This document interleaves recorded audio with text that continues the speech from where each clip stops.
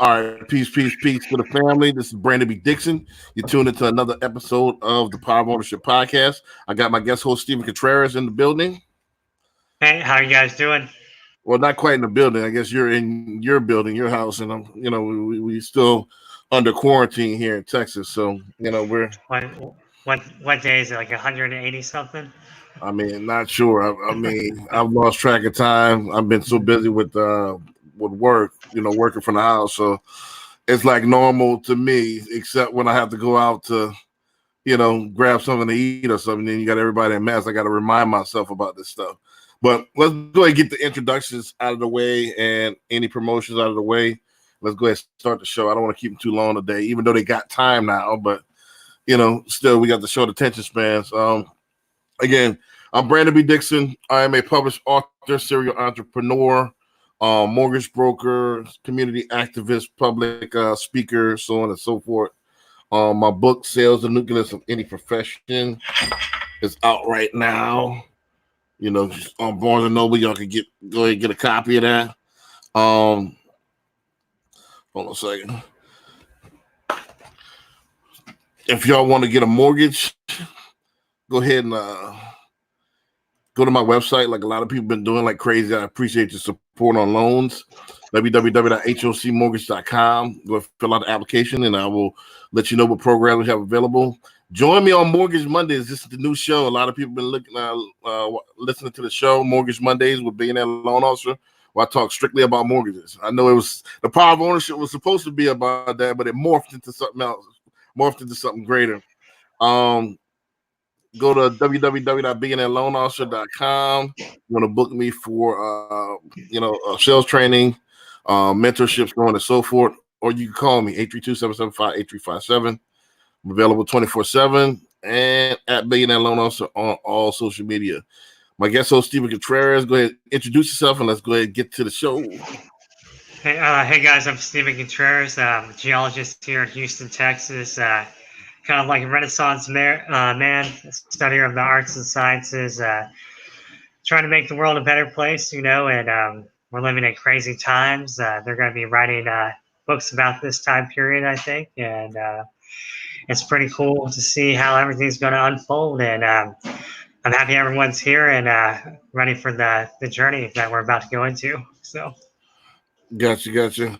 And for those who are first, this is your first time joining the Power of Ownership podcast. We talk about ownership not only of properties, but intellectual properties, businesses, so on and so forth. But we bridge the seen and the unseen realm. We talk about, the occult knowledge and occult lectures, and we teach you about how to bridge the seen and the unseen realm.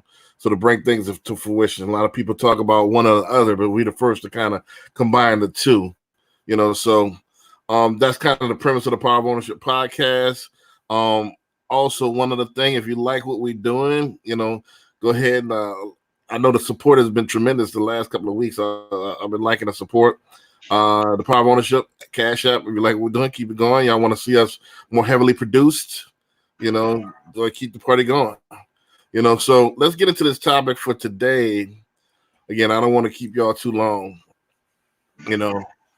It's, are you and your business ready for the future? Ready for AI? You ready for whatever the future might hold? Are you thinking 10 years down the line?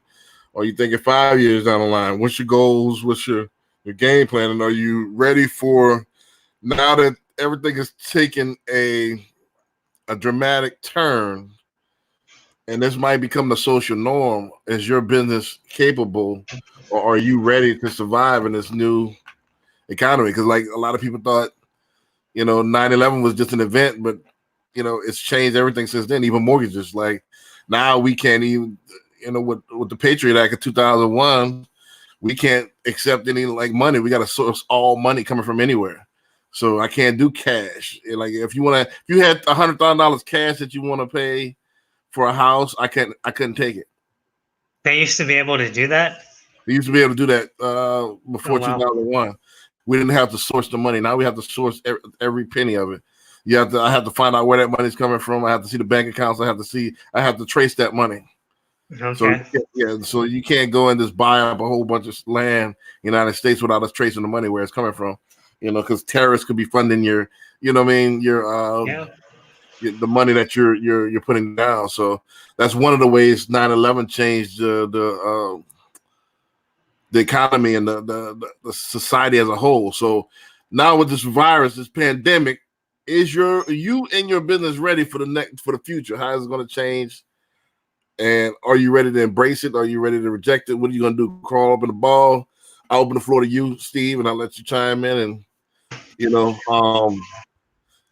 some practical advice and so on and so forth. Yeah, I mean, from a business standpoint, you're going to have to be able to adapt to survive in the changing technologies. I mean, that's how it always goes, right? Like you're either going to adapt with technology or you're going to let the technology control you, right? And so for a business, you want to be able to adapt with the technology, use it as a benefit. Everything is automating right now. I mean, they've been trying to automate for the last like 10 years, maybe 15, and everything's going to be a little bit different once we get out of this pandemic. For example, is like they laid off like what 1/3 of the population or something like that, 16 million people, I 17 believe million, about 20 million, like as 20 far as million. unemployment, yeah. Yeah. So that Yeah, was I 330 know, million. So it's like I know. So like it's still like 10. less than 10%. Yeah. Yeah. So I was going to say that yeah, with everyone getting laid off, most of those people probably won't have jobs when they get back. Unfortunately, it's because it's like a test. They're going to be testing to see how much they can get away with less employees, and that's in a sense is automation. Can I get things done over the internet? Can I get things done with fewer people? Can I do this from home? Can I order things online? Like, can you run a functioning business? I guess at your house. Those are the questions that can your business do that, or are you going to have to down because you're not essential? If you're not essential, what are the steps that you're going to do to make your business always running, like even during times of hardship? And so those are some of the things I think about. I think that technology is morphing. Society is morphing to more automation, and if you're not if your business isn't ready for that change, it's gonna definitely get left behind. Right. I mean, like I said, we've known about this and people have known about this for years to come. People have known about AI and the technology coming, the driverless cars. So you've been warned. So for people that still, invested in beepers, invested in typewriters, we talked about this in earlier Power of Ownership podcast. People that's, still hanging on to dinosaur businesses, you're going to be in trouble in the next, well, if you're not in trouble already, Yeah. so the time has come now. It was going to be a slow drip. Now everything with this pandemic is forced to issue now. So they're going to force you out of business. So if you hadn't adapted or if you hadn't got yourself prepared with passive income, it just is what it is. It's a harsh, it's almost like Mother Nature. It's it's going to purge and you got to be prepared, So that's one thing I learned. And I told people all the time. I tell people all the time. My mentor, Mattress Mac, taught me one. If he taught me one thing, it was this: always look down 10 years down the line. How can your business adapt to what's going on? How can your business, survive the next wave of technology? So you should always be thinking 10 years down the line. What is my business going to look like? So if you're in a trucking business and you don't own your truck, you're still just a trucker. You got to be thinking about, all right, I need to start saving my money. That way I can own my own trucking company. And that way I can get some of these driverless trucks when they do hit, because that's going to be the new wave. Same thing with Uber drivers and Lyft drivers. When these cars come out, you're going to be out of a job. You're going to be out of a side hustle. You're going to be out of, cabs and all that stuff. Going to be out of livelihood. I think I like one thing cabs did before cabs last little grab before they went totally out. You know what they did? They aligned with the essential services industries. Mm-hmm. So a lot of cab companies, if you see cabs still around, what they did, they aligned with hospitals and Social Security and stuff like that. So where people that's on Social Security could get free rides and stuff like that. So that's what they did. That was their last hurrah before they going out of business, because Lyft and Uber literally put them out of business. Yeah. So, so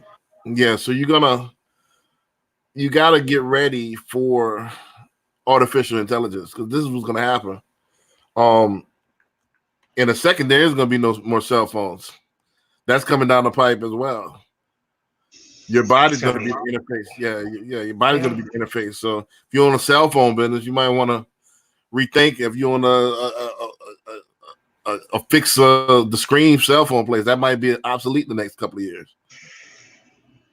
So things like that you need to think about, really ponder hard, and no wild ideas out of the question. The wildest idea usually is the wild. That's what comes to fruition. So you think that, all right, there'll be no cell phones. I back in the days, owning my video store, I couldn't fathom that there would be no DVDs or no hard copies. Could you fathom 20 years ago, like let's say when you're a teenager, there'll be hotels stay with no hotels? There'll be cab rides with no cabs. No, but I did see a little bit of the futurism coming though. Like, I'd always talk to my uncle, and he was like, "Why do you know that?" I'm like, "I don't know. I just get this hunch feeling, things are going to be a little bit different when we're a little older." Right. So, I mean, that's what's coming down the pipe. There's Airbnb. Crashed the hotel industry. They're still functional because they kind of coexist. You got Airbnb for extended stay, or if you want more of a organic feel, and you got hotels for a little bit more corporate stay, and a little bit, so it's short-term stay. So they found a way to coexist, but it did take a nice chunk of the hotel business. And Uber and almost crashed completely the taxi cab business. They're still existing because of what I said. They kind of made it to where, all right, we got all the airports. Then that went away. Now they, so now they're working under contracts now. Yeah, and they're only in like New York and like LA and stuff, really. They got some in Houston. They got some in Houston. I remember meeting a taxi cab driver. She said she only works for they have a contract with special need schools. Okay. And all they do is pick up special needs children all day. They don't even pick up regular passengers. They have a contract with these nonprofit organizations. Yeah, okay. So that's how the cabs were able to survive. So you got to get creative, man. You got to get creative. You're in a business, and a lot of people that's heavily melanated getting the same type of business, which is either restaurants. You get the cleaning business. You get the bundles. We get the same thing over and over and over and over. We don't get creative. So restaurants, I don't think it's going anywhere anytime soon. But you see now the scope of them has changed, where you can't. It's not going to be a social thing anymore. It's only going to be takeout. Yeah, and it's actually pretty cool because it's not cool, but you can see that the change right in front of your eyes, right? So like if you're like I guess a tech savvy person, and you have Uber Eats and DoorDash and all the other ones, and you adapted to those applications, your business is going to be doing fine because you've already been doing it for a couple years now. But like the mom and pop shops, restaurants who haven't adapted to the technology, or the older generation who hasn't really downloaded those food apps, their food options are very limited, right? And thus can drive a business out of business, right? A restaurant, because they haven't been able to open their doors at all, even for takeout. Right. So you guys gonna have to get creative, business owners, to see where, if you're in concerts and you're a promoter and your gym, own a gym, you own any type of social event. It's changed now. It's gonna be like this for a couple of years now. So will we ever go back to the norm? Who knows? Maybe the future looks like where, before we have a large gathering, everybody got to take temperatures, or everybody got to give cards to see that they've been vaccinated. So the large crowds are gonna kind of be scarce for the next couple of years. You know, so this is what it is. So if your business can survive that long without any income coming in, you know, that's going to be the test that you can going to have to pass. I would say this, you know, just to give you some solutions. I've always talked about 7 streams of income. So if you did it right, this shouldn't affect you at all. You know, so you always want to have backup plans in case your main business is not making the money that it was. You always should have passive income. I would never live off of my business, my main business. That shouldn't be your you know, this is my opinion. This is how I roll. I live by it's kind of like the Grant Cardone 80-20 rule. So I never live off of my main business. Like with loans, I don't spend loans money at all.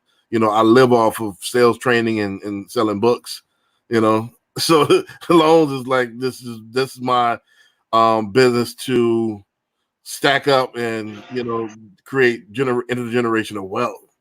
And it's, you know, there's a business that, and Steven and I got some businesses coming out, you know, later on down the pike that, you know, is adding to, you know, so you always want to have a diversified portfolio. You don't want to live off of one thing. Don't put all your eggs in one basket. Mm-hmm. So it just is what it is. So that's one of my things.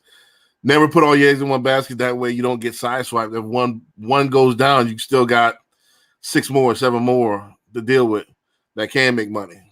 You know, that just is what it is. You know, this was one of my businesses back in the day, like 12, 13 years ago, the clothing line. That was my first t-shirt, Fukupame. You know, so okay, cool. You know, so you always got to have multiple businesses. Period. You know, real estate. You know, an online business where you make passive income. You know, a couple other businesses where you could teach and, you know, spread the knowledge, so on and so forth. Yeah, I would agree too. And I guess one of my solutions would be just learning how to use technology, right? If you don't already, right? Like learn how to use YouTube, learn how to use the streaming services like we're using right now. Like teach yourself. I think it was what Steve Jobs said. Every person on the planet should be able to know at least a little bit of computer code. You know, because in the future, that's all it's going to be is computers. You know, robots, AI, computers everywhere. So if you don't know how to fix them, or you don't know how to work with that technology, it's going to leave you behind. So study on YouTube, read books about it, you know, get yourself better acquainted with what century we're living in, and it's stop watching Netflix all day, you know, just try to learn something new, try to build your business.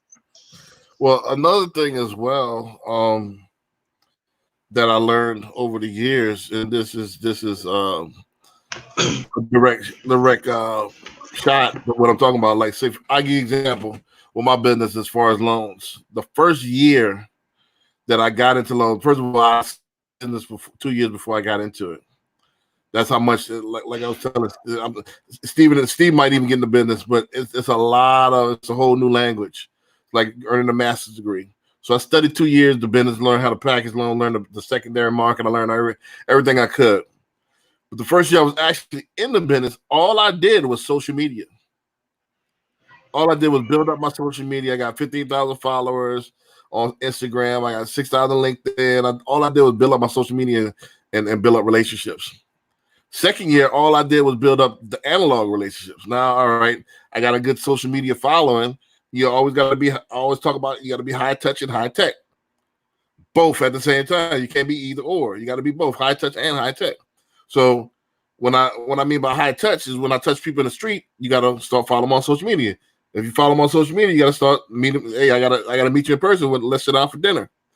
So you got to combine the two. So I did that the second year. Boom. My third year, which is 2020, the pandemic hit. So now all of that social media footwork that I did paid off.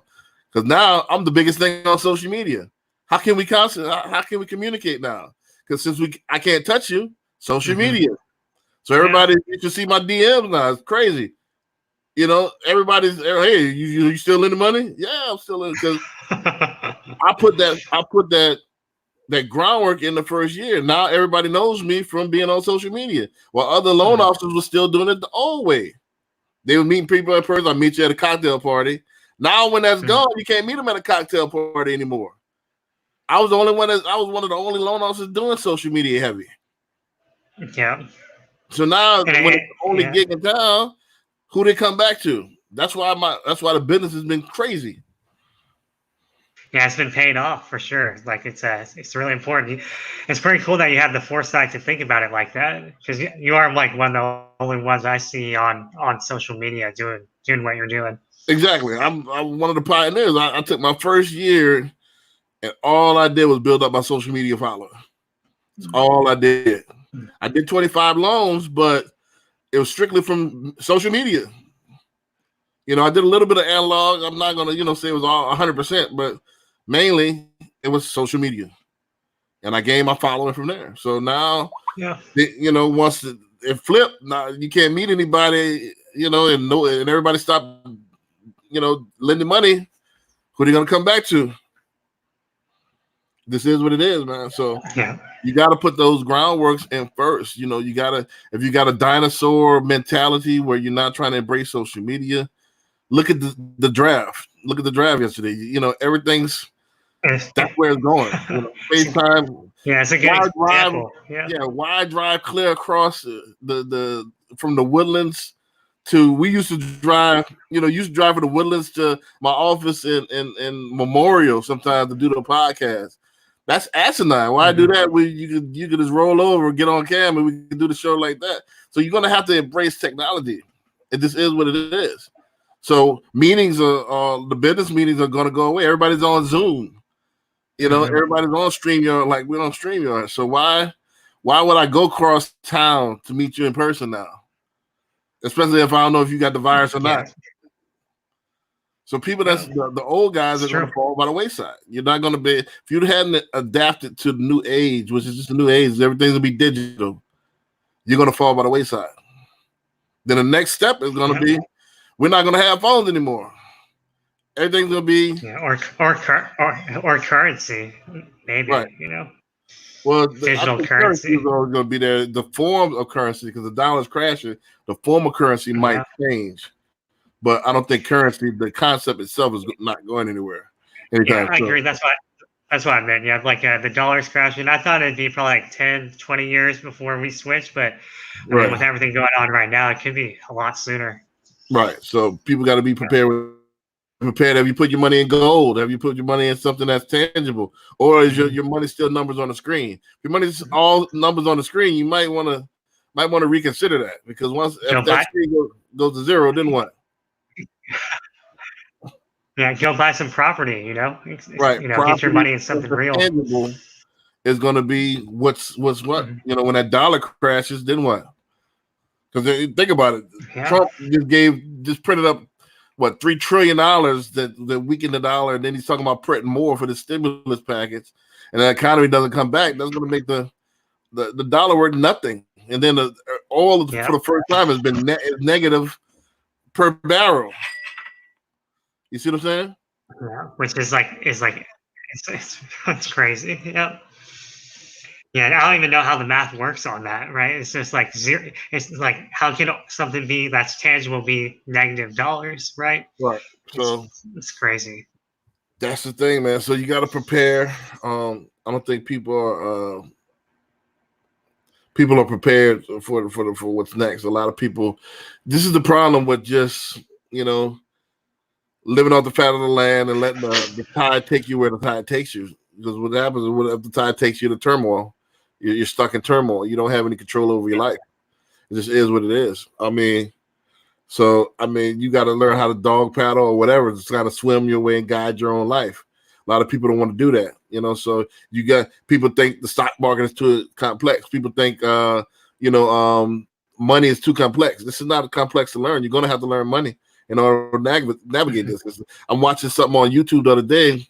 They had these people that was sitting outside waiting on the stimulus check that went to some kind of tax preparer office, and they're sitting there complaining about the $1,200. Now, I'm not going to judge everybody that $1,200 might be a lot of money to some people, but if he wouldn't have passed his hand out? You know, what you sitting there waiting on $1,200? Why not go out and grind and get it? You know, it just is what it is. Man. So people that sit there and wait always will have this victim mentality. You know, so you got to decide what are you going to be. We talk a lot of smack, but we don't really back it up. Are you the God? Or are you the victim? How could God be the victim? Which one you going to be? Exactly. I was going to say too that yeah, I mean, I got laid off 2 weeks ago, and I already have another job in a different field in a week. You know, it just shows you that you just got to put the legwork in there. You know, are you guys, like you said, are you guys sit around on your butt waiting for a check, or you got to actually go do something about it? Well, this is the thing, man. This is the thing. We contradict ourselves. A lot of people in my community, in our community, the Black and Brown community, we contradict ourselves. We talk all this, you know, biblical stuff. We can tell you about all this religious stuff, but we don't adhere to what we actually talk about. You talk all the biblical stuff. We're saying Psalm 82 verse 6, ye are God's children of the Most High God. If you're the God, why you have a victim mentality? Why are you waiting on somebody else to feed you? Why are you waiting on somebody else to give you some money? Go out and get it. You know, you understand? You the sole controller of the universe, right? Go ahead and get, feed yourself. Make you some money. Why are you sitting there waiting on somebody else to give you something and then complaining about what they're giving you? It doesn't make any sense to me. So it's either or. You can't be God and the victim at the same time. It sounds good, but it's not. It means nothing unless carried into action. You know, you say you God, I'm God, I'm God, I'm God, I'm God, God this, you God that.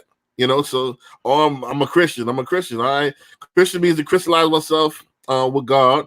Crystallize oneself with God, following the example of Jesus Christ. If you follow the example of Jesus Christ that I read about and it's supposed to be a revolutionary. He's a go-getter. He didn't sit around and wait.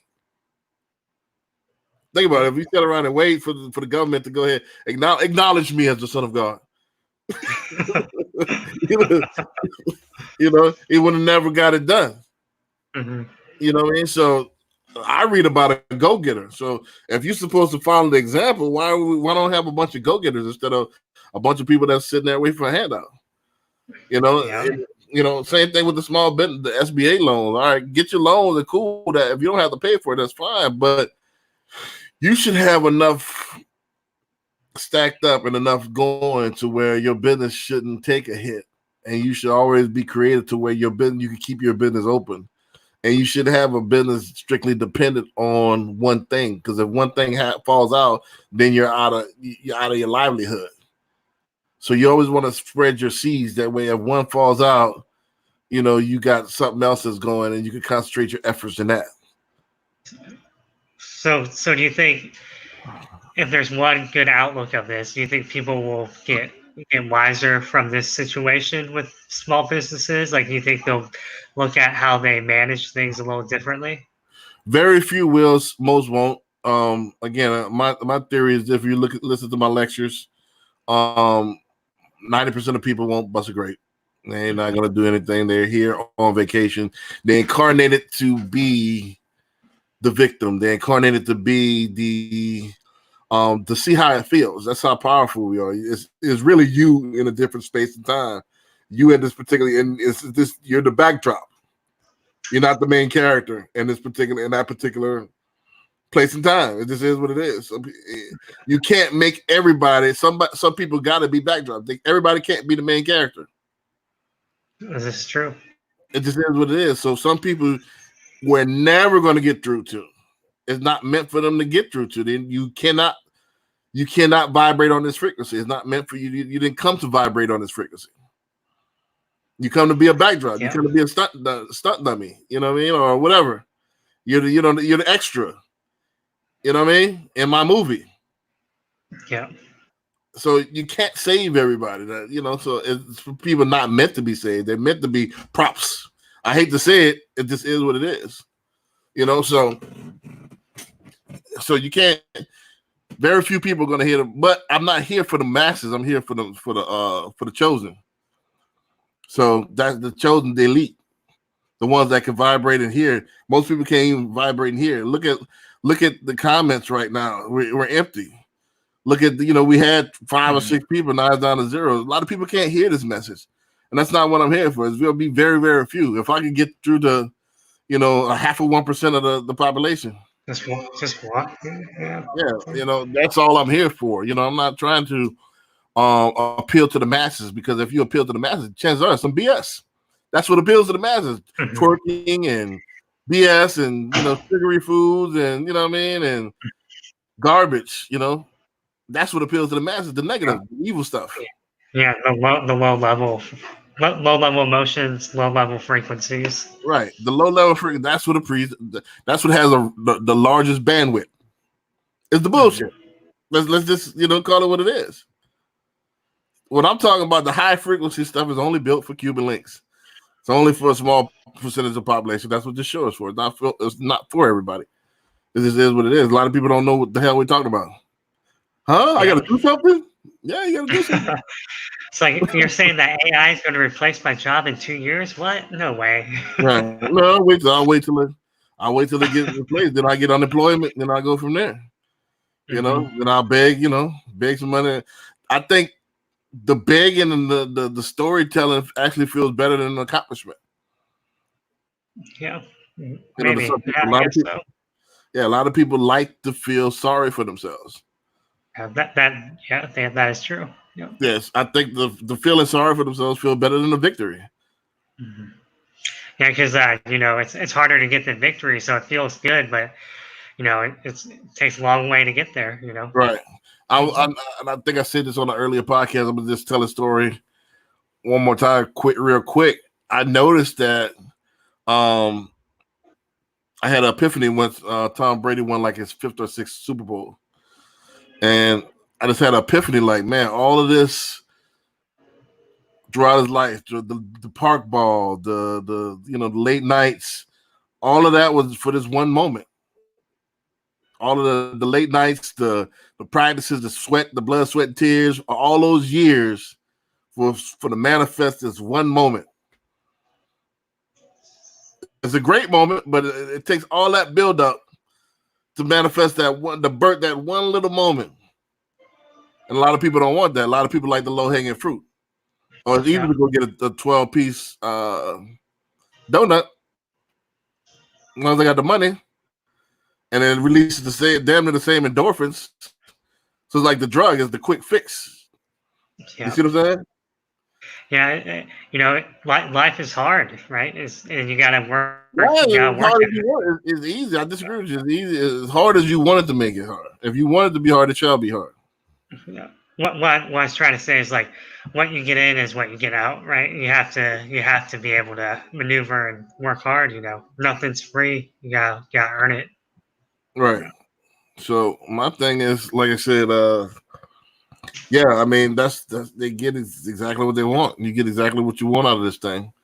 Some people like the baby, to be baby. They got grown men that like to be baby. Like I give you an example.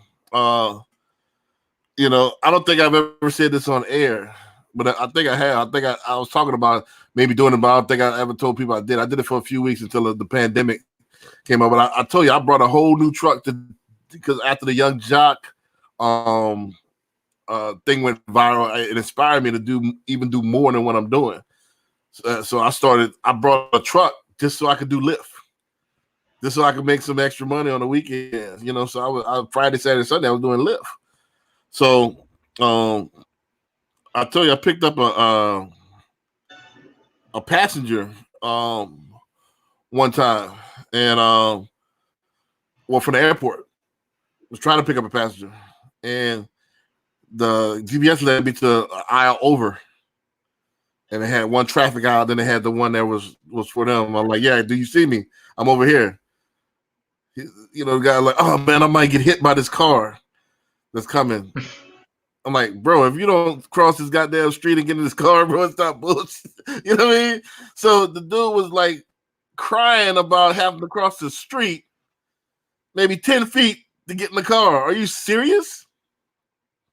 So the point of what I'm saying is that a lot of people hit by car. Yeah, like, are you serious, bro? First of all, everybody's going 5 miles an hour.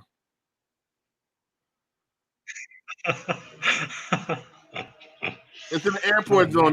There's nobody's going 50. That's There's funny. speed bumps. Nobody's going to hit you, Mhm. dude.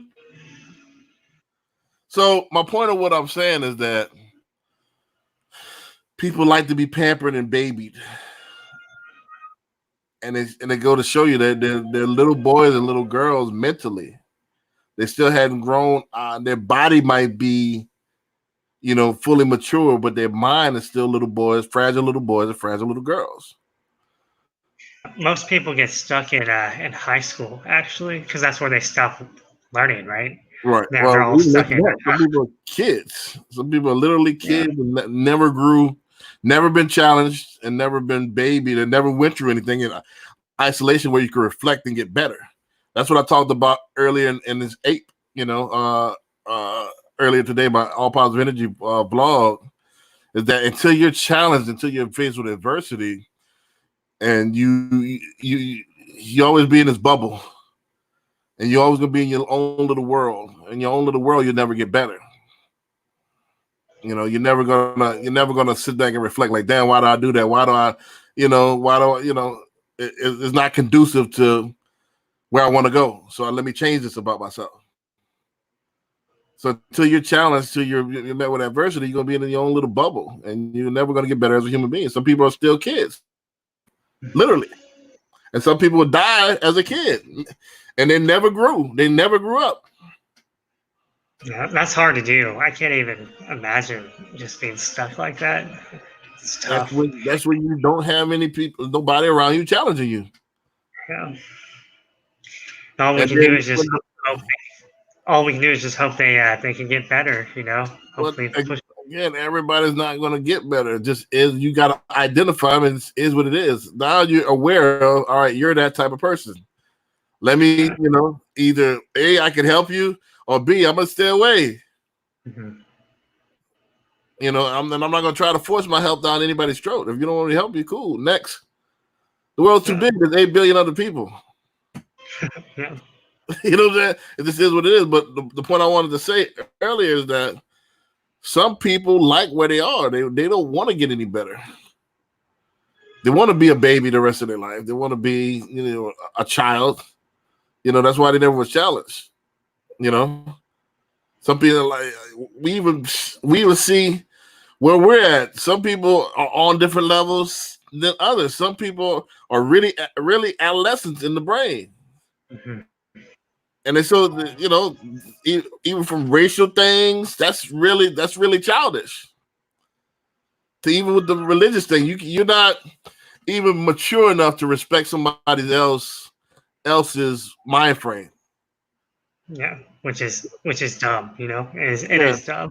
So your mind, I gotta beat you down to have your mind frame equal to my mind frame in order for you to be cool. Yeah. Wow. Yeah, it's not. Yeah. That's high school if I've ever seen it. Mm-hmm. If you don't think like I think, you're weird. You're crazy. Mm-hmm. You're a geek. You're this. You're that. I gotta label you. I gotta point the finger at you because I don't understand your position. How childish is that? Yeah, it's really childish. You know how much time you can save if you just got rid of like those little pretenses. It's ridiculous. It's like how many people waste time thinking about things that don't matter. Like, come on. Simple as this. Why is it so important for you to think like I think? I know we're all different. If we're all the same, we'd be robots, right? That's why I keep saying all the time. We could go. So if we go to movies and I interpret the movie different than you, and we can't go to the movies anymore. I know. It's dumb, right? Dumb. Oh, so you didn't see The Matrix like I seen it? We're not cool no more. Mm-hmm. Really? How childish is that? That's pretty childish. I mean, that's what a child would do. So you see what I'm saying? Well, mm-hmm. But they got adults. Oh, you don't believe in Jesus? What difference does it make? Would I believe it? Yeah, it doesn't matter. You judge a tree by the fruit that it bears. Do you see good works that I'm doing? Am I upstanding citizen? Do I pay my taxes? Do I help old ladies cross the street? Like they were talking, What look at my character. You know, who cares what I believe? You see what I'm saying? Yeah, and if the world actually lived by those principles, it'd be a better place, you know. But like I said, everyone has childish, mind frames and adolescent mind frames. It's quite sad, actually. It's real Right. sad. I mean, the grown folks, man. Some people go to the grave like this. See, you know, you're talking about melanin in the skin. You categorize some people based on how much melanin they have in their skin. Wow. How childish Yeah, is that? yeah. It shouldn't be like that, you know. It shouldn't. You know, so But it is what it is, man. They've been doing this. Well, this is a new phenomenon. They've been doing this for the last couple of 100 years as far as the skin thing. yeah, Before it was religion. Before that, it was countries and individual fake borders and all this stuff. And, you know, so it just progressively got more and more petty. yeah. And now we're moving into the technocracy, right? Or Right. technology is going to be. The next thing is the skin color thing is kind of fading. It's going to be who the imaginary numbers on the screen. If I got more imaginary numbers on the screen than you, then I'm better. Wow. Yeah. Class warfare, right? Right. So all of it's fiat. None of it makes any difference. It's all fake. But since I got more imaginary numbers on the screen than you, then you know what I mean? I'm better. Yeah, So there's a good movie. Yeah, go ahead. I was gonna say there's a good movie called Ready Player One, where everyone lives in a virtual video game in like the year 2045 or something, and the bad guys who work for the mega corporation are called Sixers because they get a 6-digit number to identify with. You know, numbers on a screen. You know. Right. Yeah. Right. Yeah. I think I've seen part of that. I'm not sure. I got to take a look. Again, I'm not too big on too many movies because, again, it's like, you know, these people already made it. You know, I appreciate some of the hidden symbolism in some of the movies, but I'm not a movie buff because a lot of it's, you know, poorly written and it's put out there just for the masses to consume. They call it, you know, sure. like, yeah, it's like, you know, some of the stuff is just low frequency, you know, that I kind of stay away from. Like most of the action movies and all that stuff is just, you know, killing for the sake of killing. You know, no plot. This guy, all right, I'm the good guy. I'm going to kill all of these bad guys. And then at the end, I'm going to kill the biggest bad guy. End of the movie. I ain't got time to watch that. Yeah, same. I don't watch movies like that anymore. It's like, my roommates will ask me if like, do I want to watch this movie? I'm like, not really, man. Like, I don't care for that kind of movie. You know, it's just like you said, low frequency movies. Yeah. Or boy meets girl. Girl acts like she doesn't like boy. At the end, boy really likes girl, and girl finally likes boy. They fall in love. End of the story. I mean, I can't watch those stuff like that.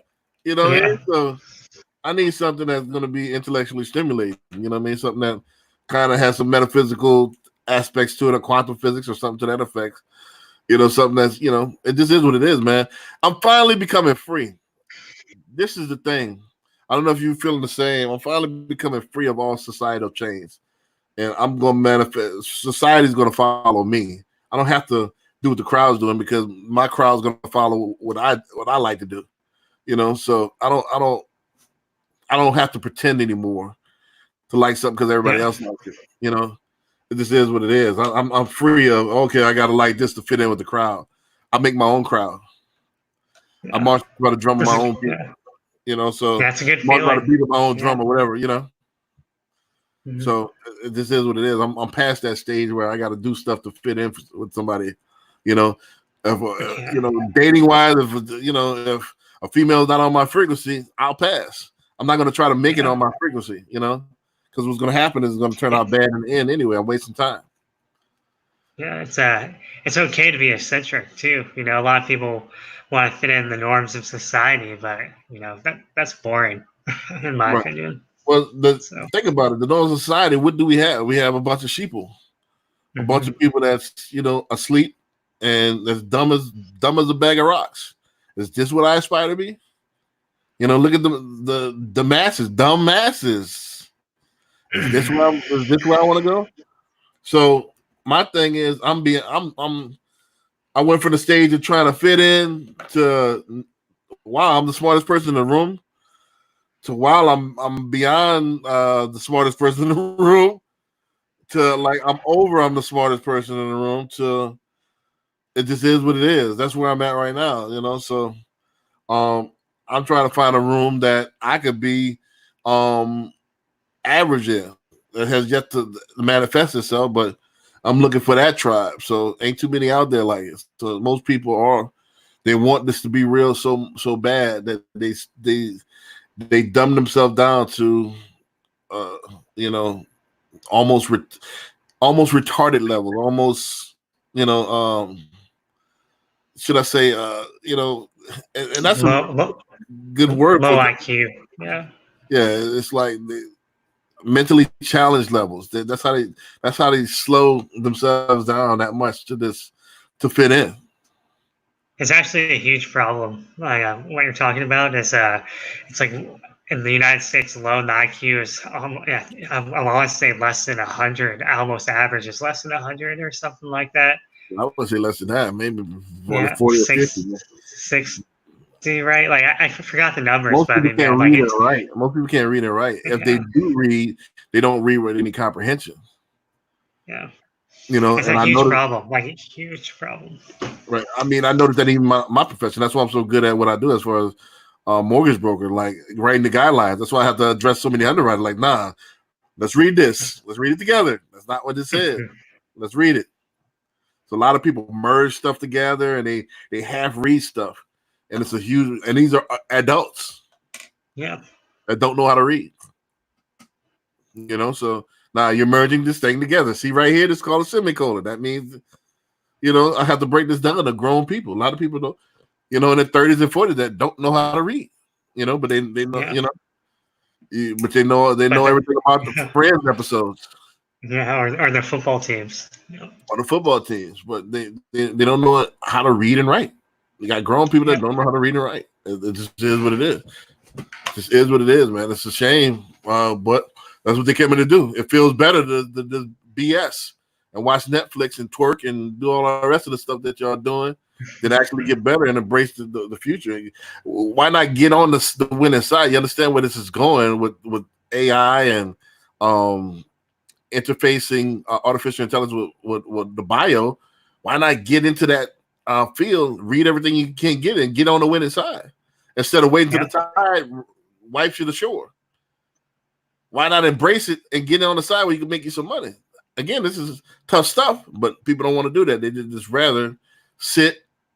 They'll turn up at the club. They'll anticipate that I'm going to turn up this weekend. But It's been so long, I don't even know what that means anymore. right. I'm kidding. So again, we kept you a few minutes longer. Let's go ahead and wrap it up real fast. Again, any final thoughts on this before we get out of here? You got to get ready for the future. The future is really now.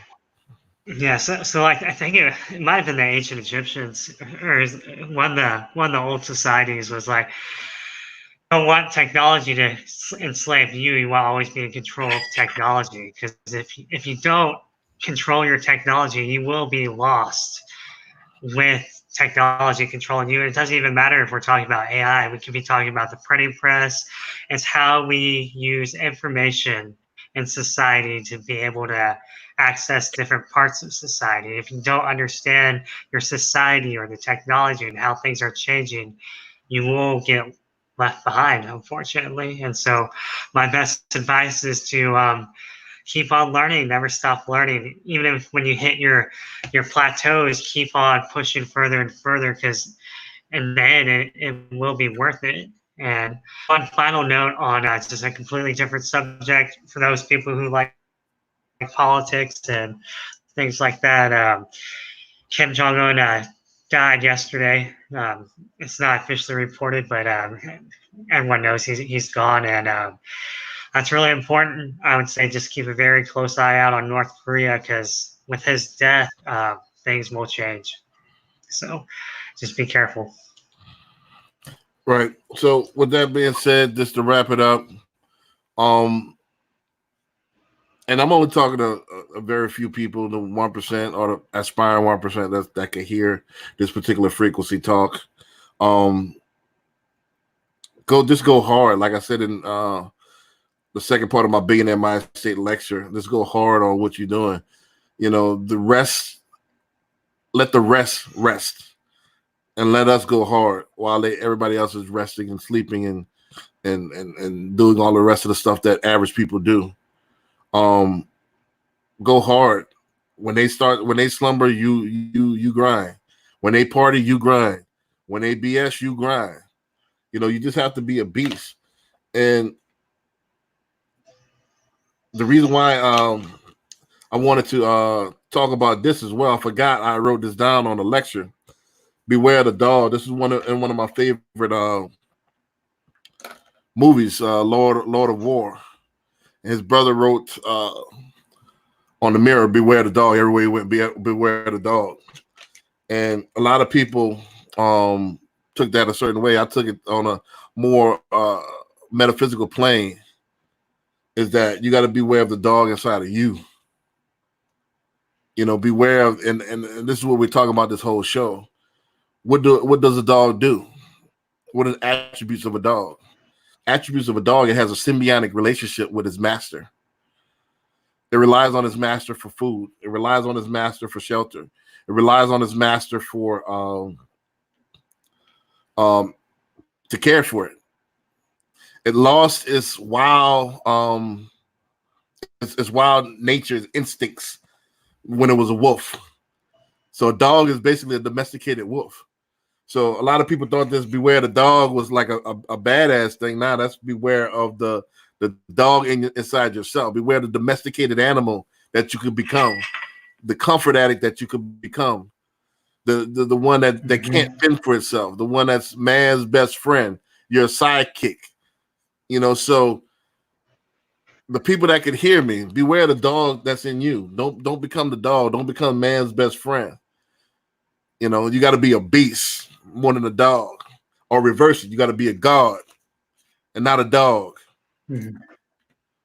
You see what I'm saying? So with that being said, let's go and wrap it up. Again, if you need any mortgages, go to www.hocmortgage.com. We're ready, willing, and able to help you. If you like what we're talking about, hit the cash out, $, the power of ownership. You know, anything, you know, that you could give, that'll be greatly appreciated. Go to billionaireloanofficer.com if you need to book me for consultation, so on and so forth. And you can call me 832-775-8357. You can call me 24/7.